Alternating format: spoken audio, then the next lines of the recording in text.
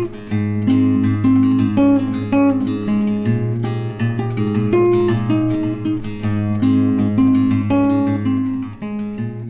everyone. Okay, well, I am 36 weeks and 2 days today. I wanted to finally get on to talking about some of the things I'm doing to prepare for my birth. I know it seems a little bit late, but bear in mind I have given birth 3 times before. So I've done a lot of the foundation work in my previous births, and I have a lot of belief and understanding of birth and how, the tools that I'm going to use for birth. And I'm also a childbirth educator. So I've taught lots of women and supported women as a doula as well in preparing for birth and giving birth. So in that sense, I'm a little bit of a last minute Lucy. I've sort of not done a whole lot of preparation during this pregnancy, but mainly because, it's all already in there, and I've actually still been teaching classes and stuff. And so it's all it's all fresh in my mind, supporting other women and my clients. But anyway, but one point I did want to make about that is, first of all, it is never ever too late to learn about tools for birth and how to prepare. So even if you are 36 weeks and it's your first baby, I would really highly recommend you read some material, or seek out a practitioner. I teach hypnobirthing as well as just a general antenatal course. And but yeah, it's never too late to get support and to learn a little bit more about how you can have a more positive birth experience. Even if you're like 40 weeks, if you haven't given birth yet, you have time. So, I mean, maybe not much time, but you have time. Like, even, talking to someone for an hour may make a difference for you. Obviously, I'd recommend spending a little bit more time preparing, because birth can be such a wonderful experience. And why not put that little bit of effort in so that it can be a beautiful experience, rather than something that's a bit scary and unknown and daunting. Anyway, so in most cases, I would recommend women to start preparing earlier rather than later. But here I am, 36 weeks. It's all good. I'm quite confident in my ability to birth. But I do want to have time to do these videos about the sorts of tools I use, and the things I do to prepare for birth before this birth happens. So I mentioned in a previous video that I was a little unsure and thinking, oh, maybe this baby might come early, or earlier than my previous babies. All my other boys came after 40 weeks. So I was like, oh, maybe this baby might come earlier. So just in case, like, I'm kind of hoping it comes after 40 weeks. But just in case it comes earlier, I do want to make sure I get through all of the things, the topics that I wanted to cover. And in particular, there's some things I wanted to record, like my feelings on, before this birth. Anyway, so for today, I thought I would talk about my fears. And I did talk a little bit about my fears earlier in the pregnancy. And so, just touching base on what my fears are now, because your fears might change over time, or like just evolve, or there might be new fears coming. Anyway, so for me, at this point in time, there's a few little things I'm worried about. They're not actually big fears, because this is my 4th baby, so I'm quite confident. But the one little thing I was a bit worried about was breastfeeding. Now, I've actually had very positive experiences breastfeeding my 3 other children, but I had them all really close together. And so when, like, they're only a year apart, the first 2 are 13 months apart. The second 2, the last 2 are 19 months apart. So I was actually still breastfeeding the previous baby when the next baby was born, which actually made the transition really easy. There was like, you still have the same, like your milk sort of backs off a bit at the end of the pregnancy, and then your milk, like you get colostrum and then your milk comes in just like normal. But I always had like an older toddler feeding is at the same time. So I never was worried about mastitis or, you know, feeling too full. Like I always had an older child to drain my breasts. So yeah, I wasn't worried about that. But this time, obviously, well, my youngest is 6 now and he's not breastfeeding anymore. So I'm like, oh, what's it going to be like? It's been 2 years since I've breastfed, and you know, I'm sure it'll be fine. I'm you know lots of a few little tips and stuff, and I might do another video on that. But I was like, oh, what's it going to be like? And am I going to need to be really careful not to get mastitis, or am I going to have sore nipples and all of that stuff? So I only had that with my first baby, the whole sore nipple thing, and but then I was just continuously breastfeeding for the next, I don't know, 7 years or so with the 3 children. So yeah, I had a pretty easy run of it after that. So I'm just hoping everything's smooth sailing again this time. Another thing that I was a little bit worried about is, I don't know how to explain this. So I'm a little bit worried about bonding with baby. I've sort of mentioned a little bit about my other children, that they have special needs, and but they've all been born healthy. They're all healthy children, and they were all healthy babies. And then it wasn't until they were 3 or 4 where it was where they were diagnosed with a developmental disorder called autism. And so there's a little part of me that's worried about you know, holding back, you know, being worried that the baby is probably going to be completely healthy and fine, but we won't know until they're 3 or something if they're okay in developmentally. Anyway, so there's a lot of grief around autism, and I don't want that to impact my relationship with this baby.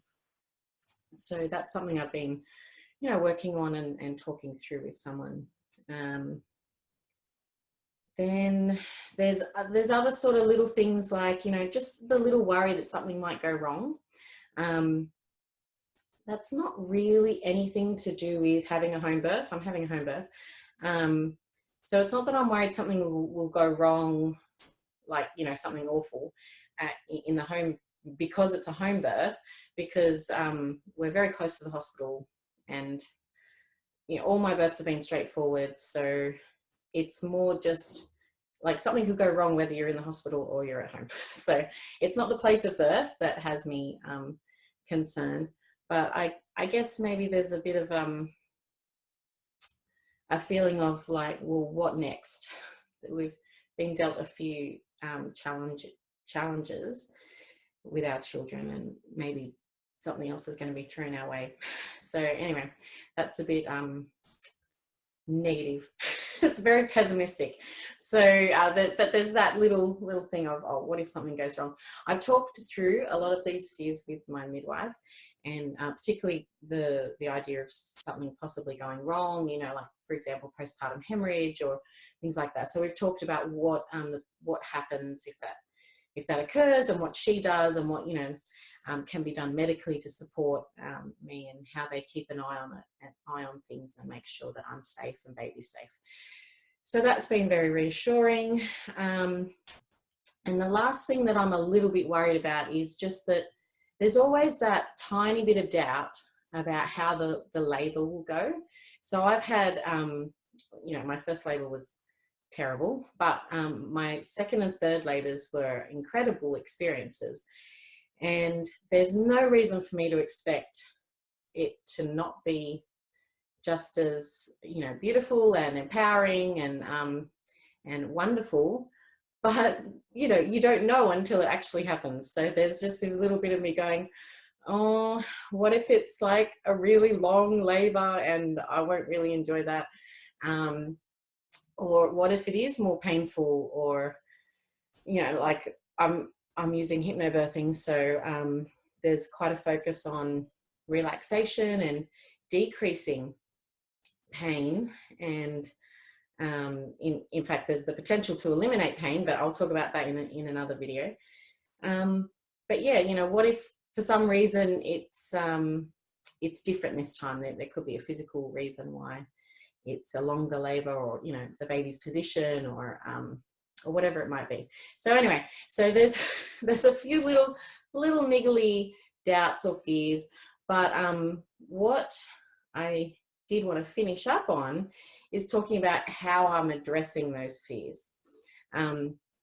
So the first step, step number one, is to acknowledge your fears. And I think it's really important to, you know, either write a list or just ponder it, but really get it out there and acknowledge what little things might be you're storing in your mind. The second thing is, I think it's really important to look at the fears from an analytical perspective. So for example, my fear about perhaps having a postpartum hemorrhage, I talked that over with my midwife, so I understood the medical aspect and what you know, medical things were there in place to support me if that happened. I also talked to her about how to things I could do to avoid it. So for example, ensuring that, I mean, this is stuff I sort of already knew anyway, but it did help to talk it over with my midwife.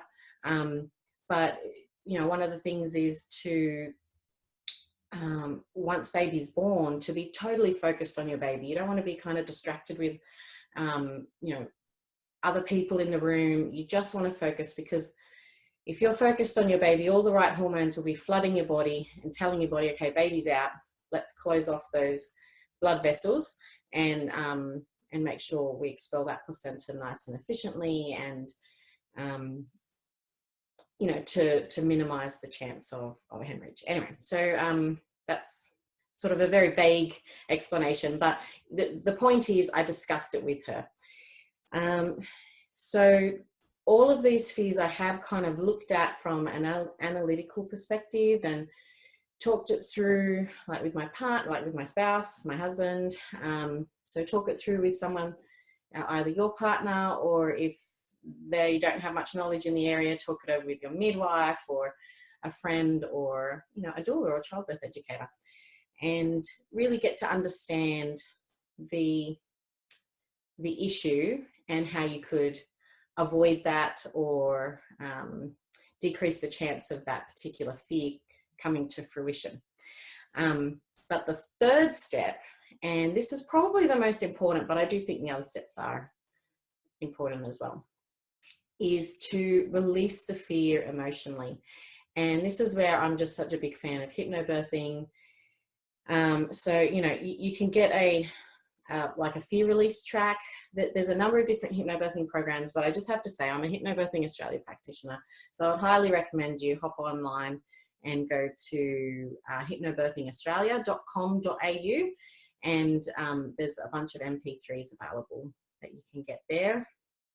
But basically what you're doing is you're listening to a relaxation script, and it's going to talk you through a hypnosis script, and it's going to talk you through relaxing your mind and body, and then you know, releasing those fears emotionally.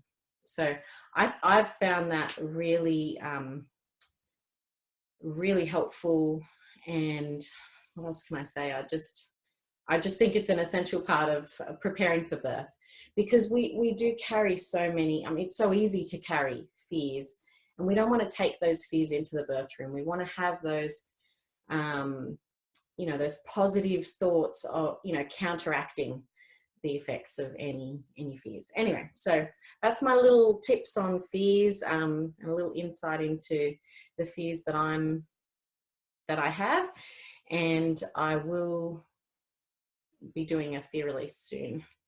I'll probably do it next week, not on video, but just yeah, because I've already done the first 2 steps, acknowledging and you know, analyzing them, and then I've just got to do the track. But I feel like I need to do it after I've just, yeah, I just need a couple of you know, more days to sort of sort out these videos, and then I'll be ready to just let everything go in my mind. Anyway, so that's me for today. Might actually do a couple of videos today because I have to catch up just in case this baby comes earlier rather than later. But there's so many topics I want to cover, and I'll see you in the next video. Okay, bye. I forgot one more thing. Actually, 2 more things that I just wanted to add is that one of my other fears is that, you know, it might actually be a super, super quick labor, and not that that's necessarily a problem, but just like, oh, what if my hubby doesn't make it home, or what if the photographer doesn't make it, because I really, really love some nice quality photos this time around. So yeah, that's just another little niggly fear that I will address. And the last thing I wanted to say is, I think there probably could be a 4th step to addressing your fears, and that is using affirmations to counteract. And I will cover that in another video, but yeah, just to put it out there, you can use affirmations to counter, like to actually specifically address certain fears that you may have. Okay, all right, anyway, so check that other video out when I get that up. All right, I'll see you later. Bye.